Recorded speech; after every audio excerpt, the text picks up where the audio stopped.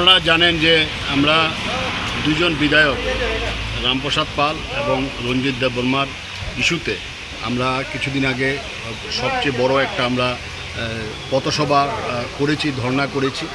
তার এই আন্দোলনের অঙ্গ হিসাবে আমরা পরবর্তী সময়ে ওই দিনই আমরা মাননীয় মুখ্যমন্ত্রীর সাথে দেখা করেছি। আজকে আমরা মহামান্য রাজ্যপালের সাথে আমরা দেখা করেছি।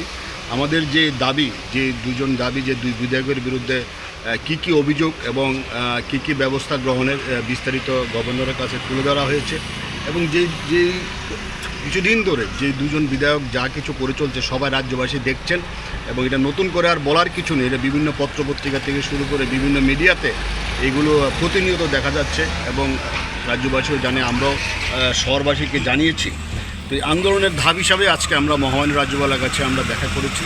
রাজ্যপালের কাছে মহামান্য রাজ্যপাল বলেছেন তিনি প্রয়োজনীয় ব্যবস্থা গ্রহণ করার বিষয়টি উনি ইঙ্গিত দিয়েছেন, এবং পরবর্তী সময় আমরা অপেক্ষা করব। আমরা পরবর্তী স্টেপ, আরেকটা আন্দোলনের আমাদের পরবর্তী স্টেপ কী হবে এটা আমরা বসে পরবর্তী সময়ে সিদ্ধান্ত গ্রহণ করব। এটা আপনারা ধরে নিতে পারেন, এটা আমাদের আন্দোলনের, বৃহত্তর আন্দোলনের একটা তৃতীয় পর্যায়।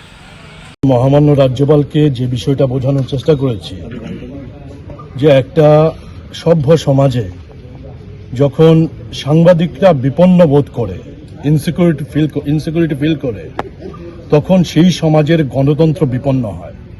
এই বিষয়টা রাজ্যপাল মহোদয়কে আমরা বোঝানোর চেষ্টা করেছি। উনি বিষয়টা রিয়েলাইজ করেছেন এবং গণতন্ত্র রক্ষার স্বার্থে উনি পদক্ষেপ গ্রহণ করবেন বলে আমাদের আশ্বাস দিয়েছেন।